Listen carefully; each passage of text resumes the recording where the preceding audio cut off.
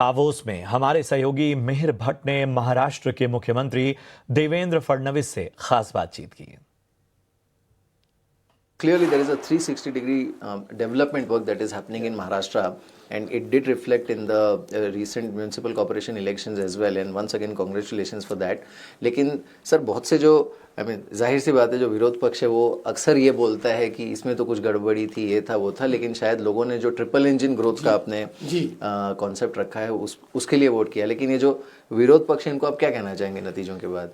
मैं तो ऐसा है कि मैं उनको कुछ कहना नहीं चाहूँगा, मैं उनको इतना ही कहना चाहूँगा कि बदलती हुई मानसिकता को पहचान नहीं पा रहे।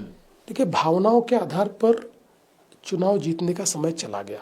भावनाएं तो महत्व की होती है, लेकिन आज ये समय है कि जब लोग आपसे डिलीवरी मांगते हैं। हमने डिलीवरी दी, लोगों ने ट्रांसफॉर्मेशन देखा, इसलिए लोग आज हमारे साथ हैं। और देखिए क्या होता है कि आप हमारे डेवलपमेंट एजेंडा को सिर्फ क्रिटिसाइज करेंगे तो लोग आपको कभी वोट नहीं देंगे। आप अल्टरनेटिव खड़ा कीजिए, आप बताइए कि आपके पास हमारे से अच्छा डेवलपमेंट का एजेंडा है, आप हमसे ज़्यादा अच्छा विकास कर सकते हैं, आपके पास ज़्यादा अच्छे प्लान हैं। लेकिन कई बार जो हमारे विरोधी पक्ष के लोग हैं वो विकास के ऊपर बात ही नहीं करते। तो मुझे लगता है कि एटलीस्ट अभी उनको ये रियलाइजेशन होगा कि विकास भी चुनाव का मुद्दा है।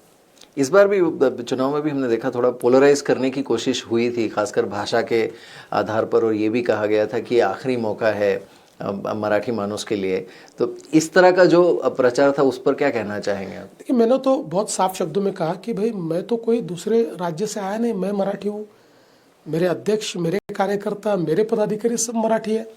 सवाल ये नहीं है कि कौन मराठी और कौन मराठी नहीं है। सवाल ये है कि मुंबई के मराठी मानुस के लिए क्या आपने 25 साल में कुछ किया है? और मैं जब ये कहता था कि मैंने क्या किया है, मुझे तो बहुत कम समय मिला, लेकिन मैंने अगर बीडरी चौल में 80,000 मराठी लोगों को घर दिया, 120 स्क्वायर फुट में रहने वाले को अब वहाँ पर 500 स्क्वायर फुट जगह मिल रही है, नहीं तो उनको वसई विरार के भी पार जाना पड़ता था। मैं जब अभ्युदय नगर की बात करता हूँ, मैं जब पतराचौल की बात करता हूँ, मैं जब विशाल सह्याद्री की बात करता हूँ, तो लोगों को ध्यान में आया कि हमने केवल बात नहीं की, हमने डिलीवर किया है।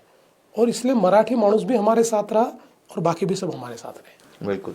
तो यहाँ से दावोस के मंच से आप जो महाराष्ट्र की जनता है उन्हें क्या संदेश देना चाहेंगे, और साथ ही क्या आपने कोई लक्ष्य रखा है कि इस बार वर्ल्ड इकोनॉमिक फोरम में आप कितने MOU साइन करेंगे, या कोई वैल्यू ऐसा कोई टारगेट आपने रखा है? बिकॉज महाराष्ट्र का जो कन्वर्जन है वो रेशियो काफ़ी अच्छा है। बिल्कुल सही बात आपने कही। हमारा अगर पुराना कन्वर्जन रेशियो देखेंगे तो 75 to 80% का रहा है, और हमने तो टारगेट एक ही रखा है कि पिछले समय हमने 16 लाख करोड़ के MOUs किए, हम उससे आगे बढ़ना चाहते हैं। देखिए, मैं एक बात कहना चाहता हूँ कि लोग डावोस को भी क्रिटिसाइज़ करते हैं, MOUs को भी क्रिटिसाइज़ करते हैं, लेकिन एक बात हमको समझनी पड़ेगी कि ये ऐसी जगह है कि जहाँ पर आप नहीं है तो आप रेलेवेंट नहीं है। इन्वेस्टर्स की ये चावड़ी है, यहाँ पर सारे इन्वेस्टर्स आते हैं, आपका यहाँ रहना बहुत ज़रूरी है। आज मुझे बहुत खुशी है कि प्रधानमंत्री जी के नेतृत्व में 10 राज्य यहाँ आकर compete कर रहे हैं, और सारे बीजेपी के राज्य नहीं है, कांग्रेस की भी है, अन्य पार्टियों की भी है।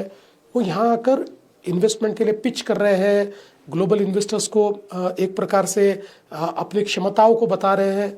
तो मुझे लगता है बहुत ज़रूरी है, क्योंकि जो हमारा इन्वेस्टमेंट का क्लाइमेट तैयार हुआ है उसमें अगर इस अपॉर्चुनिटी को आप ग्रैब नहीं करोगे, आप अगर यहाँ पर आकर अपनी विशेषताओं को नहीं बताओगे तो दुनिया को पता कैसे चलेगा। तो मुझे लगता है कि महाराष्ट्र के लिए हम लोगों ने एक प्रकार से महाराष्ट्र को लोगों के सामने लाने का प्रयास यहाँ पर किया है, और मुझे इस बात की खुशी है कि पिछले समय भी महाराष्ट्र का बड़ा बोलबाला यहाँ रहा, और इस समय भी महाराष्ट्र का ही बोलबाला होगा।